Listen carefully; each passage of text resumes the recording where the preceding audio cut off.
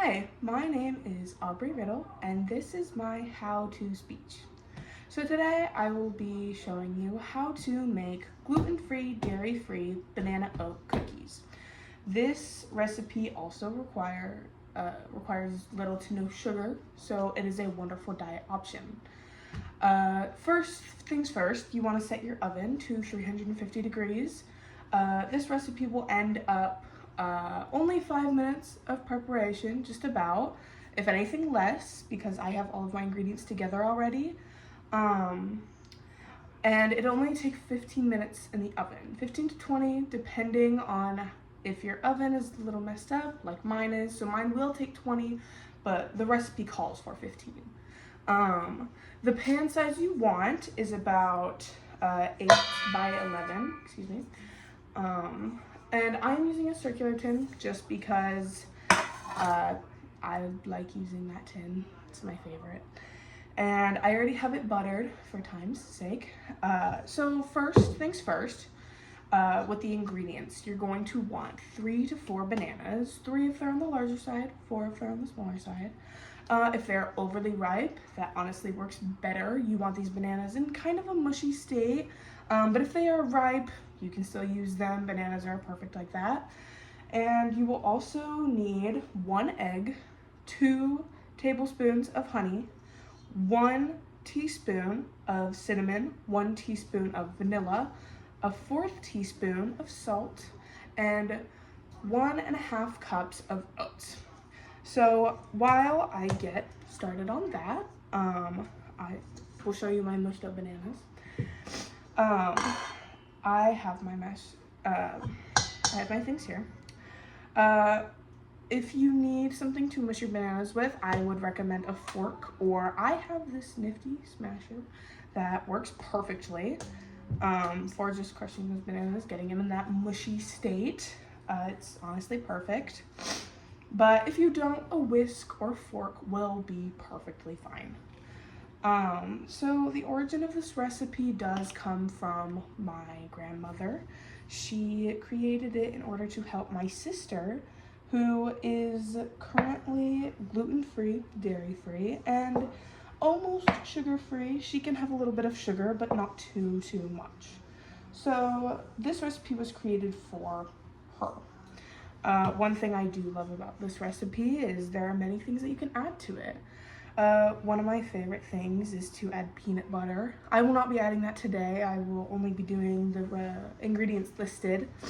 But you can add peanut butter and chocolate chips. You can also add more or less cinnamon, or none at all, honestly. One of the wonderful things about this recipe is how adaptive it is, truly. And so you want to add your liquids first. So I just put my honey in. Now I'm going to be doing my vanilla and my egg. I would definitely recommend that you do your liquids first, because in classic baking, that is typically what people do. It makes things easier to mix, makes things easier just to do in general. So I would definitely recommend doing that. And then once you are finished, adding all your wet stuff together, mix it, give it a really good mix.